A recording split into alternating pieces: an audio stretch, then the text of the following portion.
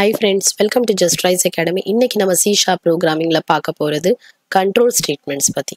Control flow statementsல மூணு type of statements இருக்கு. Selection statements, iteration statements, jump statements. Selectionல பாத்தீங்கன்னா if elseம் switchம், iterationல பாத்தீங்கன்னா for loop, while loop, do while loop. இதுவே jump statementsல பாத்தீங்கன்னா break, continue, return, go to. So நம்ம இன்னைக்கு டீடைலா selection statements பத்தியும் iteration statements பத்தியும் பார்க்க போறோம்.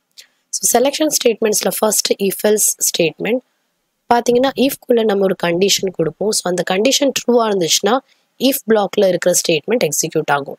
Else இல்ல அப்படின்னா else blockல இருக்கிற statements execute ஆகும். பாத்தீங்கன்னா அந்த condition satisfy ஆச்சுன்னா if blockல உள்ள statements condition satisfy ஆகல else blockல உள்ள statements execute ஆகும். So else block வந்து சில time optional தான். Statement condition satisfy ஆச்சுன்னா if block statements execute ஆகும் இல்லனா அப்படியே கூட exit ஆயிக்கலாம். அடுத்து பாத்தீங்கன்னா switch statement. So switch குள்ள ஒரு expression கொடுப்போம். அந்த expression வந்து எந்த case value ஓட match ஆகுதோ அந்த case குள்ள இருக்கிற code block of statements execute ஆகும். அது முடிச்ச உடனே particular case value ஓட match ஆயிருச்சுனா அந்த block of statements execute ஆன உடனே ஒரு break எடுத்துருவோம். So break எடுத்துட்டு டைரக்டா வந்து default இதுக்கு வந்துரும். இப்போ எந்த கேஸ் வேல்யூவோடயும் மேட்ச் ஆகல அப்படின்னா டிஃபால்ட்டா இருக்கிற கோட் பிளாக் எக்ஸிக்யூட் ஆகும். ஸோ இது வந்து ஒவ்வொரு வேல்யூ கூடயும் செக் பண்ணி ஒவ்வொரு கோட் பிளாக்கும் எக்ஸிக்யூட் பண்றதுக்கான ஃப்ளோ சார்ட். நெக்ஸ்ட் பாத்தீங்கன்னா ஐட்ரேஷன் ஸ்டேட்மெண்ட்ஸ். ஸோ ஐட்ரேஷன் ஸ்டேட்மெண்ட்ஸ்ல ஃபர்ஸ்ட் வந்து ஃபார் லூப். ஸோ ஃபார் லூப்ல நம்ம வந்து மூணு விதமா பிரிக்கப்பட்டிருக்கு. ஃபர்ஸ்ட் வந்து இனிஷியலைசேஷன். ஸோ வந்து ஒரு வேரியபிளை வந்து ரிட்டர்ன் டைப்போட சேர்த்து நம்ம இனிஷியலைஸ் பண்ணுவோம். 0 இல்லை 1 அந்த மாதிரி நம்ம தேவைக்கு ஏற்ற மாதிரி நம்ம இனிஷியலைஸ் பண்ணுவோம். அதுக்கப்புறம் நம்ம கண்டிஷன் செக் பண்ணுவோம். So less than 10 less than 100. So என்ன ப்ராசஸ் இருக்கோ என்ன ப்ரொசீஜரோ என்ன ப்ரோக்ராமோ அதுக்கேற்ற மாதிரி நம்ம வந்து கண்டிஷன் செக் பண்ணுவோம்.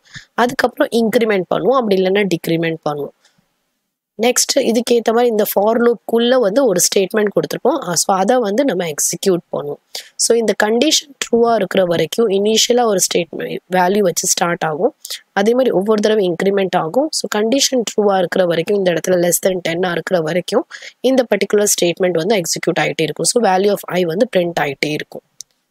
ஒன்ஸ் இந்த கண்டிஷனுக்கு ஃபால்ஸ் ஆயிடுச்சு, ஐ இன்க்ரிமெண்ட் ஆகி 11 அப்படிங்கிற மாதிரி வந்துருச்சுன்னா இந்த ஃபார் லூப் விட்டு வெளியே வந்துடும். இன்னொரு ஐட்ரேஷன் ஸ்டேட்மெண்ட் பார்த்தீங்கன்னா வைல் லூப்.